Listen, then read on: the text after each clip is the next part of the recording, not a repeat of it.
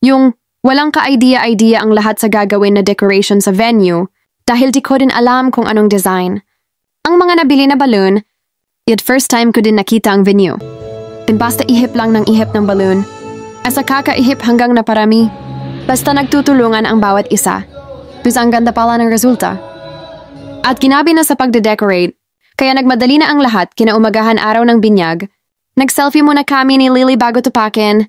Ayan nga ang aga-aga gusto ng gumala, hindi pa siya nakabihis. O ay, nauna sa church ang ninang Janet niya nagbiyahe pa yan mula Canada.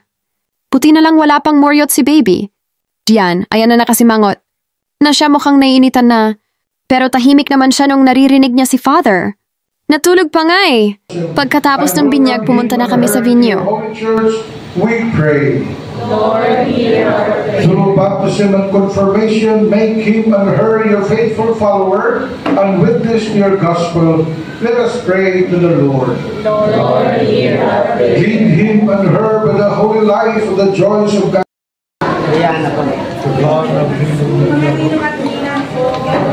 Okay, sa likod ninong-ninang. Parang ano? Hindi, ikaw na na yung gamit na. Sila rin pagkamitan. Kami na lang mag-video. Sige nga.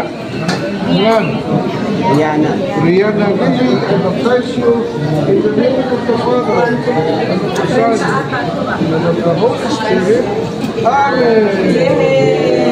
Okay, next po. Baby Maria po. Ninong at ninang. Ayan na ang mga vlogger ng mga team. Yahoo, pero kulang kami dahil madami ang hindi nakauwi at naka-attend.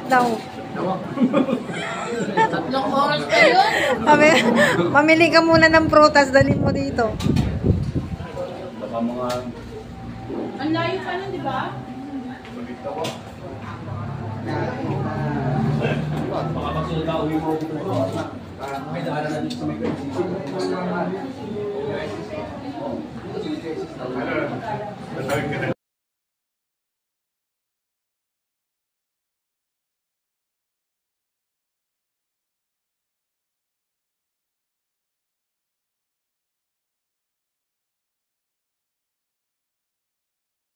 Malabig ang ngayon.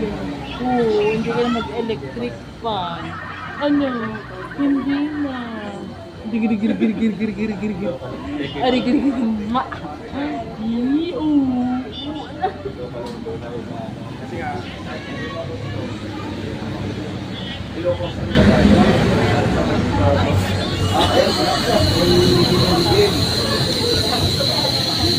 Kasama ka kay Ninang? Sama daw? Sama ka? Sama ka kay Ninang? Let's go. Oh, malamig dun. Shoutout sa kanila ninang ni Lily na sina Mylene Raka, Lover Faith, Arlene D, Maffy CH, Cecilyn at Harry's vlog sana sa first birthday. Maka-attend kayo. Bago nag-uwian, nag-picture-picture muna kami para sa meet and greet. Masaya dahil sa pamamagitan ng binyag nagkita. Kita ulit, maraming salamat. Nandyan pa din ang mga kayahu ko.